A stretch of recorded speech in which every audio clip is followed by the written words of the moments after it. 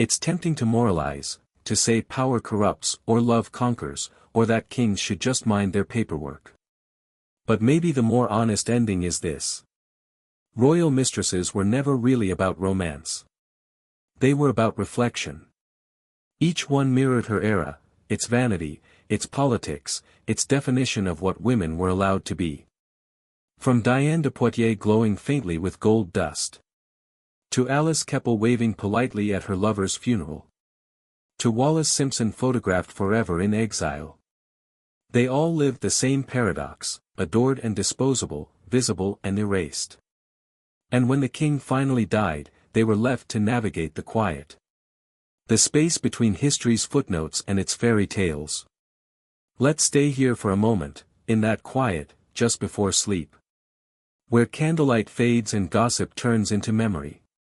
Because in the final part, we'll drift gently backward again, to the beginning.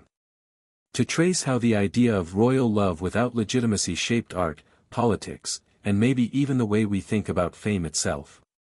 No guillotines, no headlines, just echoes, portraits, and the faint sound of someone closing a very heavy door at the end of a reign.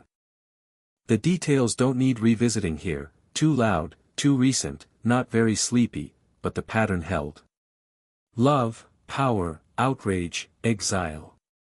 A cycle that had been running quietly since medieval times, now televised in real time. From power to pity.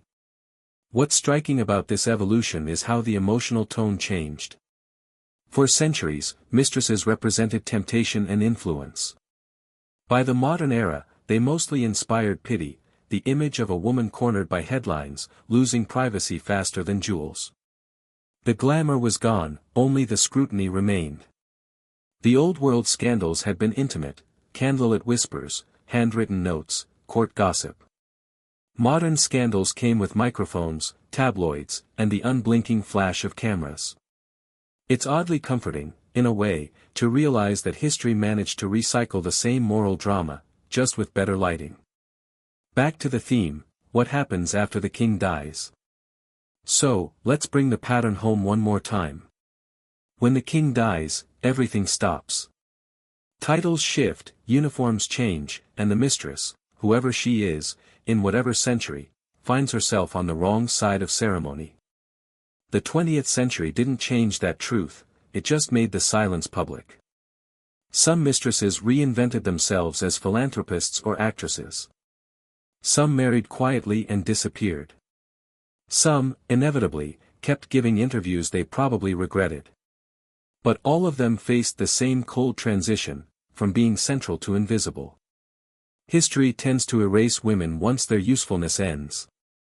Royal mistresses simply experienced that erasure in high definition. The sleepy moral, if there is one. His relationship with Wallis Simpson, an American divorcee, wasn't technically a mistress situation by the time it reached the newspapers. But it started that way, and it ended as the most famous example of what happens when a royal refuses to let the system erase the woman he loves. Edward chose her over the throne, which was either incredibly romantic or catastrophically impractical, depending on your taste in governance. The irony? Once they married, Wallis Simpson herself became a kind of royal ghost, tolerated, occasionally photographed, never fully accepted.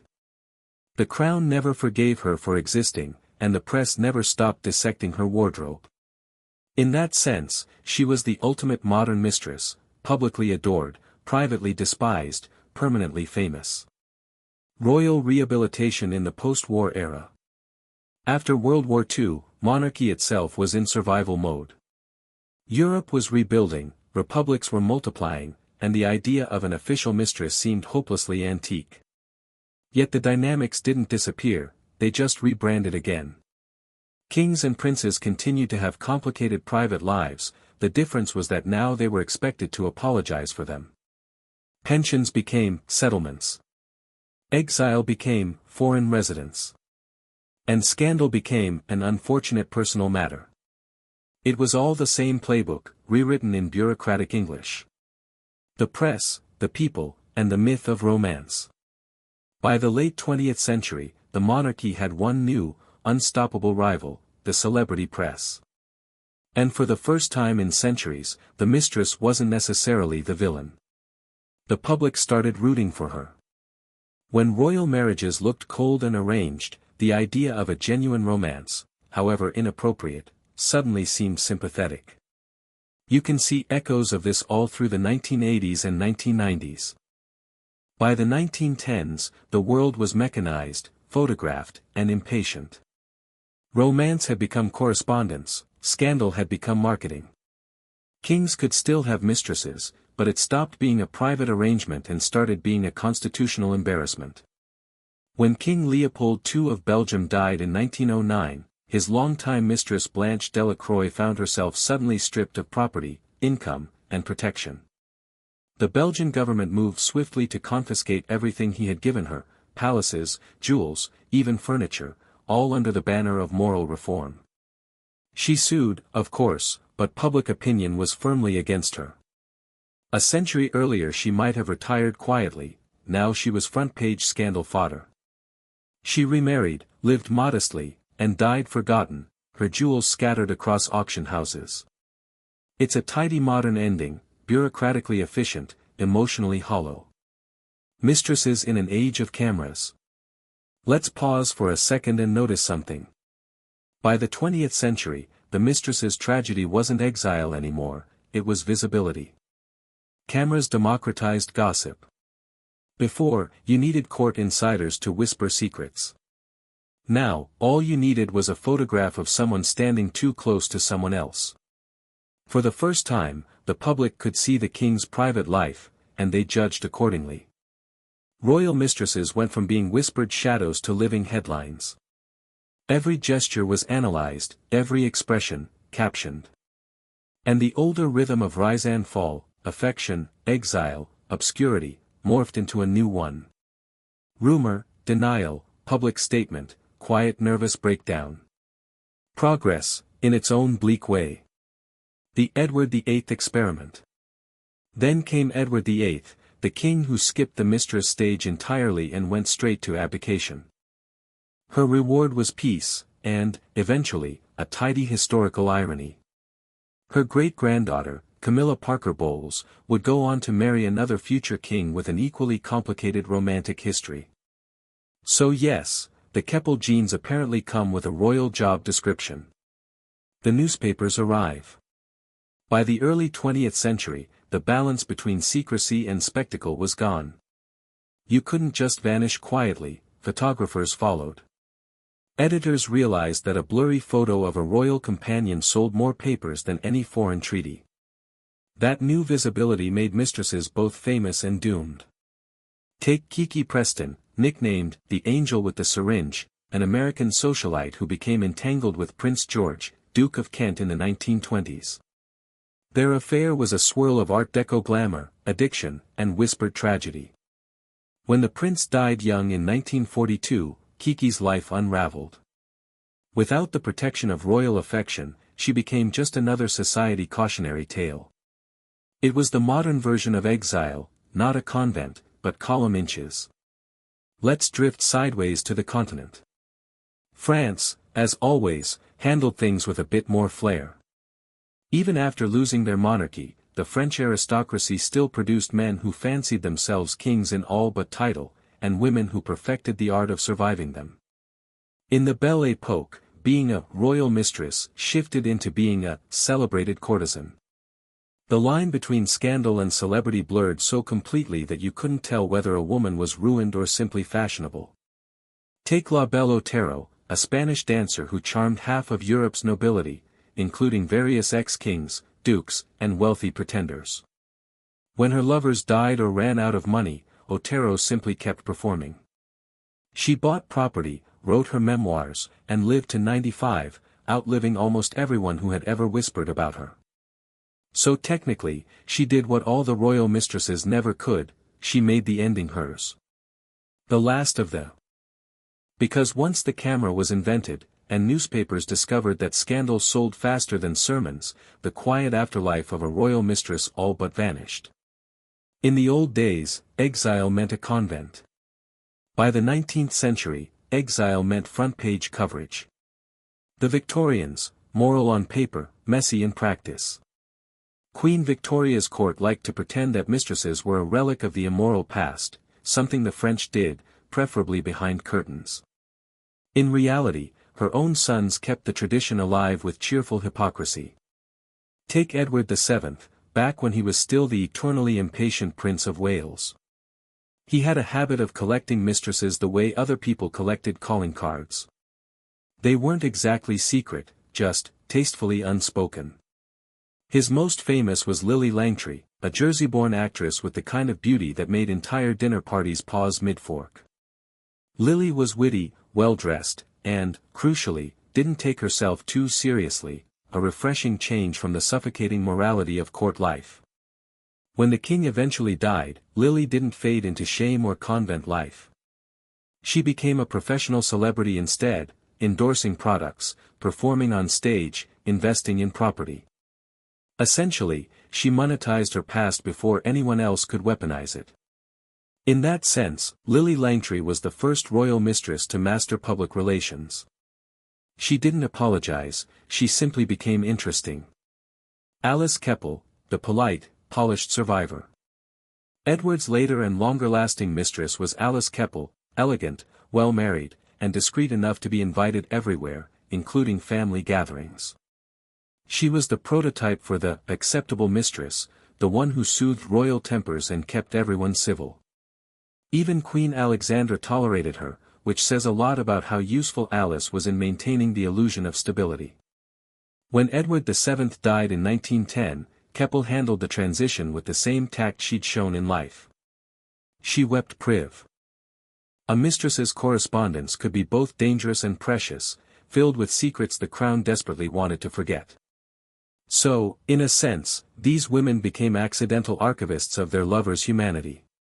Even if their names were later erased, their handwriting often survived. The aftermath of influence. When you look at their lives collectively, across centuries, countries, and crowns, you start to see a strange pattern. Royal mistresses were the unofficial engines of court life.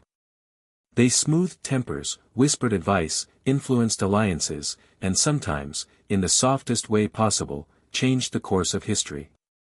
And yet, the moment their patron died, they were treated as if they had never existed. It's a cycle of glamour and erasure, the price of proximity to power. Some accepted it gracefully. Some fought it with lawsuits, memoirs, or sharp tongues. A few even managed to outlive and outshine the queens who once despised them. But in the end, all of them knew the same truth. Being loved by a king was a temporary job, not a lasting position. And when the music stopped, the silence was deafening. Let's linger here, in this candlelit melancholy for a moment. Because in the next part, we'll drift toward the late 19th century, the twilight of monarchy itself, where royal mistresses started facing something even worse than exile or convents. They faced newspapers. And in a world that suddenly had gossip columns, photography, and public outrage, the art of being a royal mistress became impossible to survive quietly. Velvet curtains and flashbulbs, mistresses meet the modern age. Hey again. If you're still here, congrats, you've officially outlasted about half the monarchs in this story. Let's loosen the crown a little and float into the later centuries, the era when royalty finally learned the hard way that privacy was not eternal.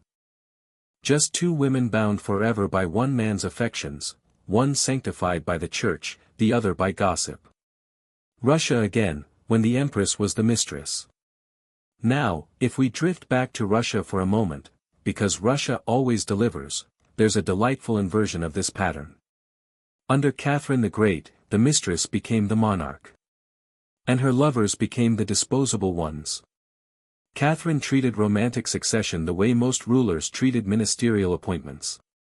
Each favorite got a promotion, a pension, and a farewell palace. When she died in 1796, several of her former lovers were still alive, all comfortably retired, none foolish enough to make political trouble. In a way, Catherine's system was the feminist version of royal mistressing, practical, transactional, and well compensated. She'd watched how the world treated women who loved powerful men, and decided to reverse the entire equation. And history, predictably, still found a way to call her immoral. Mistresses as memory keepers.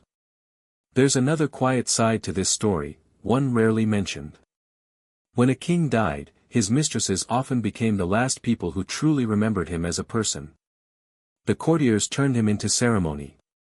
The historians turned him into propaganda. But the mistress remembered his small talk, his bad moods, his ridiculous habits. It's not romantic, exactly, but it's human. Some of them even preserved those memories in letters, diaries, and portraits that historians later stumbled across. She retreated to her estates, rewrote her own version of events in a set of very opinionated memoirs, and outlived every single one of her enemies. By the time she died in 1744, she was one of the wealthiest women in England, still bitter, still brilliant, and still entirely convinced she'd been right about everything. It's the aristocratic version of logging off and living well. The Austrian approach, quiet, guilt-ridden, and bureaucratic. Meanwhile, in Austria, things were far less flamboyant. The Habsburgs, who had already perfected the art of dynastic inbreeding, treated mistresses like administrative accidents. They existed, of course, particularly under Emperor Joseph II and Francis I, but they were never celebrated. When the emperor died, his mistress was expected to disappear, ideally to a convent, or failing that, a discreet countryside manor where no one would ever mention her again. One mistress of Leopold I, for instance, was granted a small pension for services rendered, which is possibly the coldest phrase in romantic history. It was all handled with paperwork and silence, which, in Habsburg fashion, was both depressing and efficient. Mistresses versus queens, the posthumous rivalries. One of the quietest dramas in history happens after royal funerals. The queen is the official widow, draped in black and publicly adored. The mistress, meanwhile, becomes a ghost, unwelcome but unforgettable. Sometimes, queens went out of their way to erase those memories. Sometimes, they couldn't resist keeping the old rival's name alive, if only to hate her more thoroughly. Take Catherine de Medici, who wore black for years after Henry II's death, but somehow found time to redecorate the Louvre with subtle symbols mocking Diane de Poitiers. Or Maria Theresa of Spain, who tolerated her husband's mistresses in silence, but left behind letters dripping with quiet fury. There was no real closure in these stories. From beds to books, the rebranding of scandal. By the 18th century, the role of royal mistress had shifted. It wasn't just about romance anymore, it was a career path. Women like Madame de Pompadour treated it almost like a diplomatic post. And when they aged out of favor, they pivoted gracefully, turning to art, philanthropy, or education. It was the earliest form of image rehabilitation. After all, you couldn't exactly open a shop or move to the suburbs. Your name was already attached to 1,000 whispered stories. So, the smarter mistresses learned to control the narrative. Pompadour's salons became centers of Enlightenment thought. Madame de Maintenon turned moralist. Even Du Barry, before the guillotine ruined her brand, was trying to play the charitable widow role. It's a little tragic, but also impressive. Centuries before social media, these women understood the art of the soft rebrand.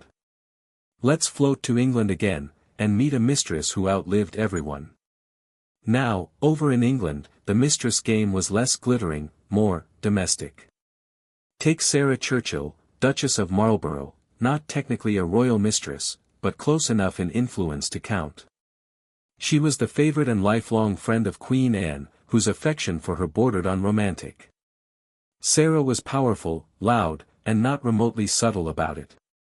She controlled access to the Queen, arranged appointments, and ran the court like it was her own house. When the relationship soured, as royal affections do, Sarah was dismissed, disgraced, and replaced. But she didn't vanish.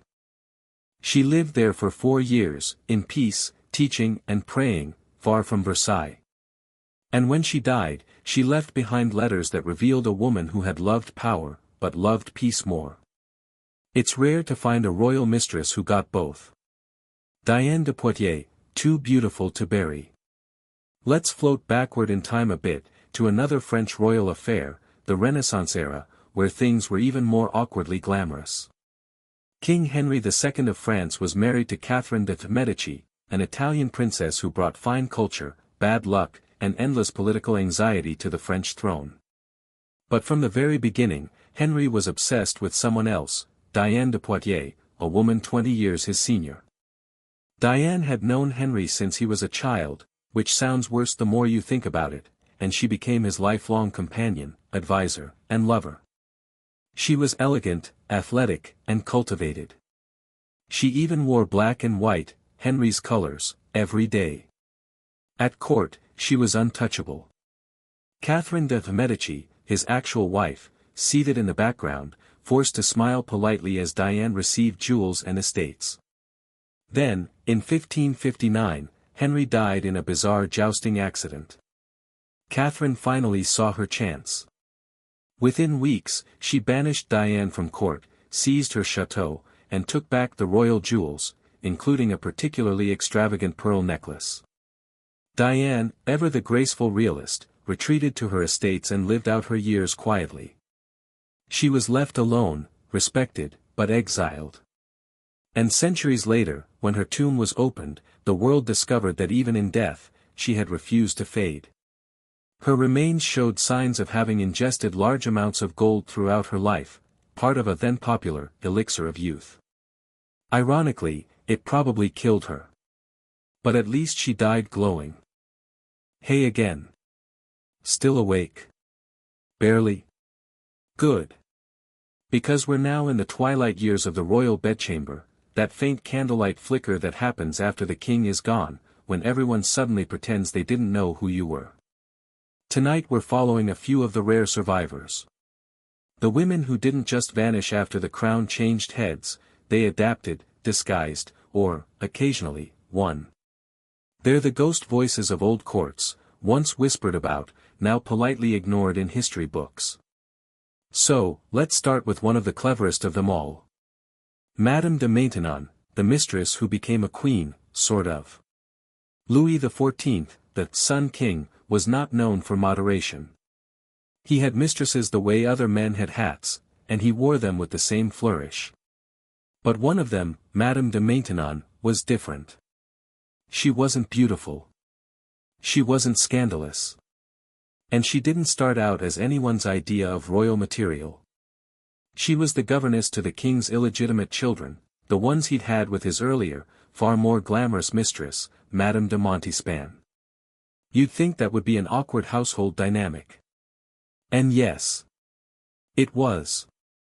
But somewhere between arithmetic lessons and court gossip, the widowed governess quietly became the king's companion, and eventually, his secret wife. When Louis XIV's official queen, Maria Theresa of Spain, died in 1683, the Sun King finally married Maintenon in a private ceremony. It wasn't recognized publicly, but everyone knew. She never had the title of queen, only the influence. She reigned behind the curtains, urging piety and restraint in a court built entirely on vanity. When Louis died in 1715, Maintenon did something unheard of for a former mistress. She retired, quietly, voluntarily, to the school she had founded for noble girls, the Maison Royale de St. Louis in St. Cyr. Under Catherine the Great, mistresses weren't just tolerated, they were practically a department of government. Catherine rewarded her lovers with titles, land, and sometimes palaces, before gently dismissing them with pensions when she grew bored. But when the tables turned, when a powerful male monarch died, those rewards tended to evaporate fast. The Russian system didn't just forget mistresses. It erased them. Catherine's own predecessor, Peter III, had mistresses who vanished into exile once she took the throne. And her later favorites, like Grigory Potemkin, only survived because they were smart enough to die in her favor, not outlive her. By the 19th century, the Russian Empire had turned mistress management into an art form, reward them richly, silence them swiftly. It was practically a job rotation. The pattern repeats, always the same. No matter the country, France, England, Spain, Russia, the story rhymed. The mistress rose with the king and fell with him. She was blamed for his vices, envied for her jewels, and forgotten the moment the crown passed on. Some escaped with pensions, others with memories. A few ended up in exile, or worse, in history's polite footnotes. Their portraits still hang in galleries, elegant, mysterious, unnamed. And somewhere in the brushstrokes, you can almost see the moment they realized that love, in royal circles, had a very short shelf life. Let's stay in this sleepy royal orbit for a bit longer, because in the next stretch, we'll float through the successor years, how new queens handled their late husbands' mistresses, how politics rewrote romance, and how a few clever women actually managed to turn widowhood into power. It's a quiet, glittering afterlife, the ghost of the royal bedchamber, still echoing after the king was gone, the afterlives of scandal, mistresses who outlasted the crown. The Habsburg kings, famous for their jawlines and unfortunate genetics, generally kept their affairs discreet. But by the 18th century, with the arrival of the Bourbon dynasty from France, things got livelier. King Philip V, for instance, was so religious and melancholy that he could barely function without his wife, until she died, and he fell into depression so deep he barely left his bed. His next queen basically acted as both spouse and nurse.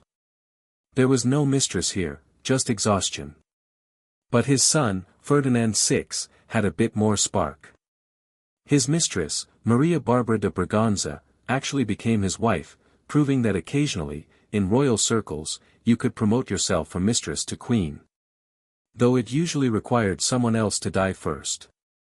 The Bourbon pattern, affairs as policy.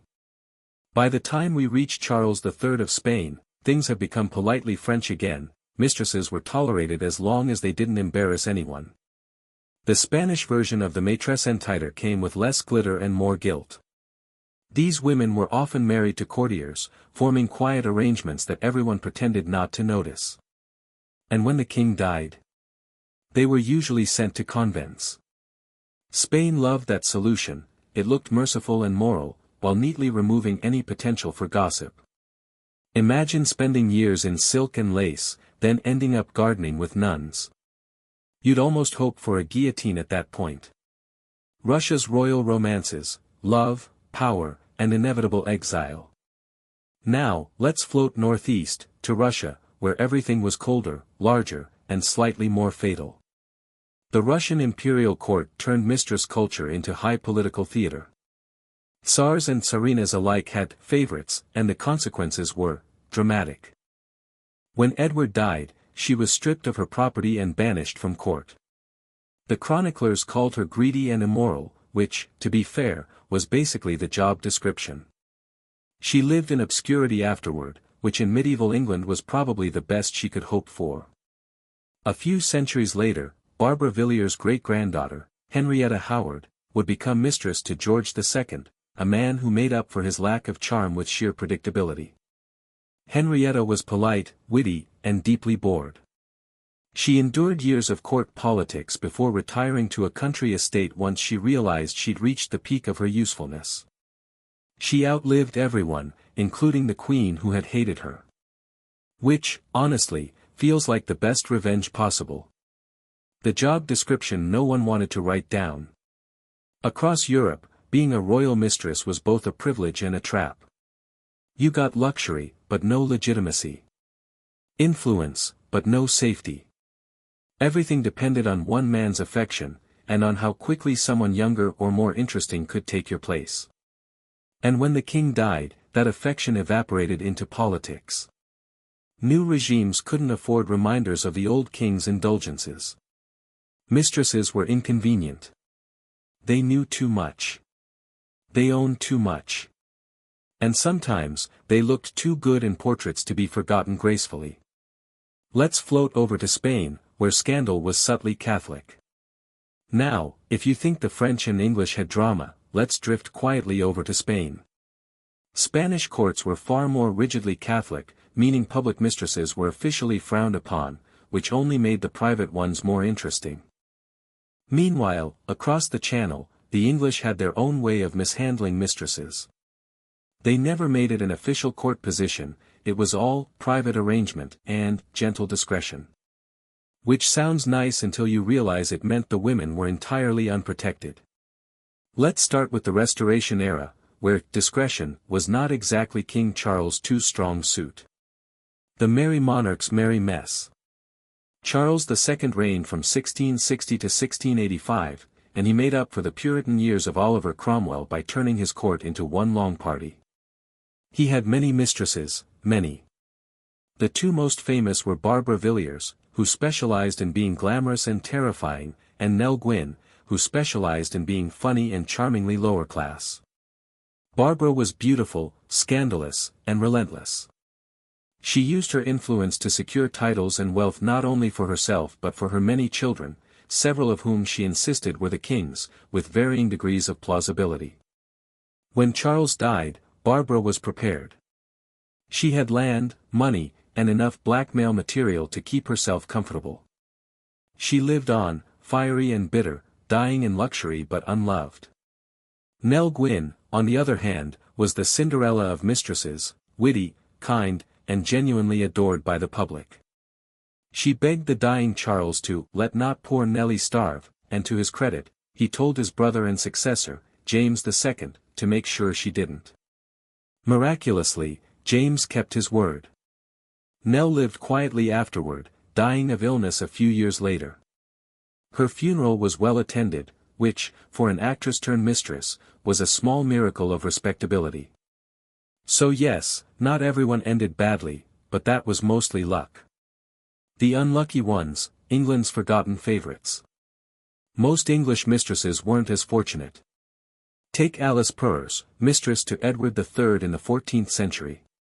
She was clever, ambitious, and unpopular, mostly because she got rich while everyone else got the plague.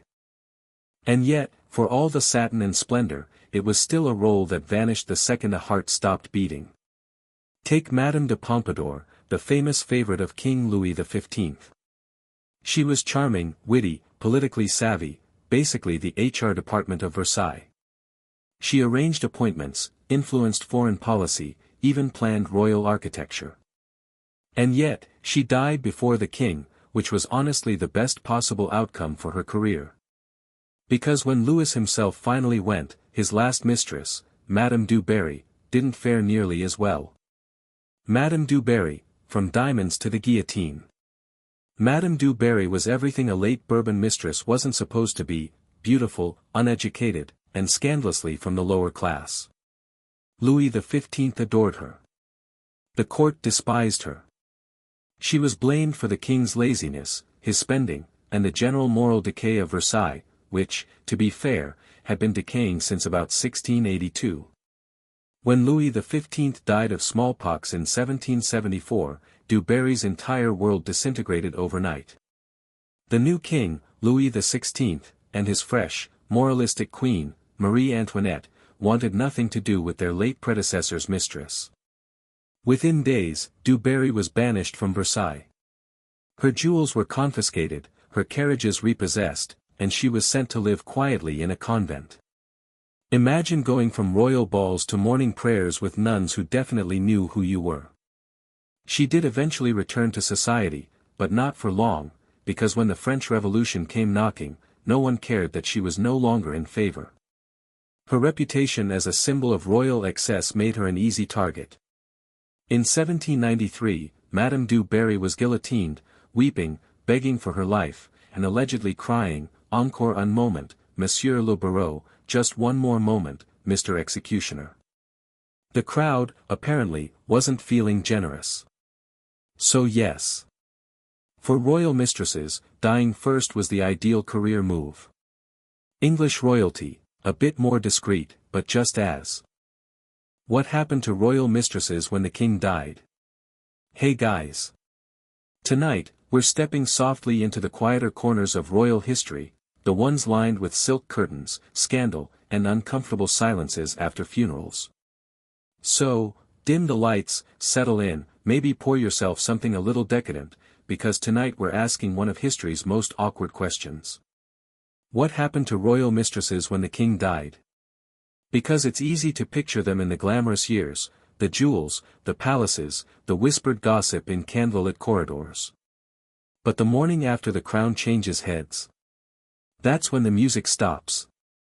And suddenly, the women who once ruled from the shadows find themselves standing very much in the light, and not always kindly. A nation's second widows. Royal mistresses were a fascinating contradiction. They had no title in law, but enormous power in practice. They were the second most important woman in the kingdom, after the queen, of course, who usually hated them. But when a king died, that delicate balance of influence collapsed instantly. One day, you're the king's dearest friend. The next, you're a state embarrassment with suspicious jewelry and nowhere to live. Most of them didn't even get to mourn publicly. The new monarch, often a son or nephew, had every reason to erase the memory of his father's private life. Mistresses were removed from court, their portraits taken down, their letters archived, which is the polite historical term for burned immediately. So tonight, let's take a slow walk through a few royal courts, and meet the women who learned the hard way that love with a monarch comes with an expiration date. The French, naturally, were the professionals. We have to start in France, because no country made royal mistressing such an art form. The French even had a title for it, maîtresse en titre, meaning official mistress. It was a recognized position at court, often with apartments, pensions, and staff.